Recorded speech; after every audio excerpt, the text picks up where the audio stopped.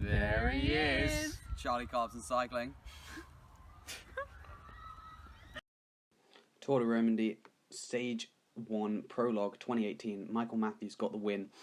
Incredibly technical, dangerous course. You can see here some of the pictures. It had like a 20% ramp at the end. It was absolutely nuts. We've got a mix of aero bikes and road bikes. I think the road bikes were chosen just because there's another uphill time trial, so they couldn't be bothered to bring all the time trial bikes up. But all the big hitters all had time trial bikes because it was definitely faster. So anyway, here are all the lads. So you can see, got the older results. Michael Matthews 5:33, Tom Bowley 1 second back, and then we have, keep scrolling through, none of these people on Strava, and then we see old Will Clark 6 seconds down. Right, so here is the segment. I think it's probably about 6 seconds off because Will Clark was 6 seconds down. And Bernal was 11 seconds down, so he's 5 seconds behind. Yeah, so it's about 6 seconds off, I'd say, this segment. So it's a pretty good indication of what the lads did. So if you scroll down, you see most people averaging around 400, more or less. Brandon Canty's quite light, so he was doing less. James Knox, again, quite light. But yeah, anyway, we'll go into it because it's some pretty interesting numbers. So when you go into Will Clark's thing, you're like, oh, sorry, this is Bernal's actually. We'll go into Will Clark's next. So Will Clark, you think 493 watts for 5 minutes 33. Like, that's very, very solid. Like, very solid. Just like if you had a straight climb, it's very solid numbers. But when you actually look into the effort that he did, it's even more incredible because the normalized for this would be like, I don't know, huge. Probably about like 530 maybe or something, or maybe 540. Because you look, so he comes out the blocks and does a big acceleration to get up to speed. Then he's basically like freewheeling down here because it's technical descent. You'll see here, look how technical. There's so many different turns and whatever. So and then as soon as he's on the pedals, you can see here he's doing like 660 watts for like 30 seconds or whatever, a little bit less.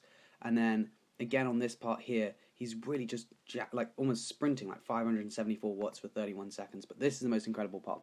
So he averaged 391 watts for 3 minutes 45, which for most people is absolutely insane. Obviously he's a big lad. I think he's about 75, 80 kilos.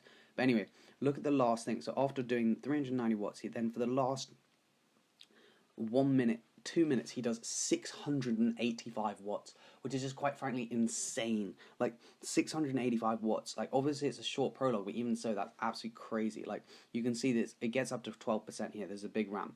But he's just firing. Like look at this. He's just holding 800 for the whole of his last parts. Like so after that blip, he literally holds 790 watts for 40 seconds. After doing like the previous effort, it was an absolutely insane effort by Will Clark. So you think how much power Michael Matthews is doing. Michael Matthews is doing maybe a little bit more watts, but he's a little bit lighter than Will Clark. But it's just crazy. And like, I mean, Diego Rosa again. Like the smaller lads definitely helped. So we can go on to Bernal, and we'll see. Bernal's a very small lad. My prediction is he's sub 55 definitely. Maybe according to my calculation, he might be 53, 54. I'm not 100% sure based on some climbing times that he did in Adelaide and roughly figuring out his watts per kilo. It's hard to tell. But Bernal does pose his power, which I'm so happy about because he's an absolute hitter. So you can see for him again, a lot of it is surging. So he averaged 440 watts, which if we get the old calculatore out, we'll say he's 54. Some say it's a little less, which is about 8 watts per kilo. He might be a little bit more than that. And 56 is around 8 watts per kilo. That would be my prediction.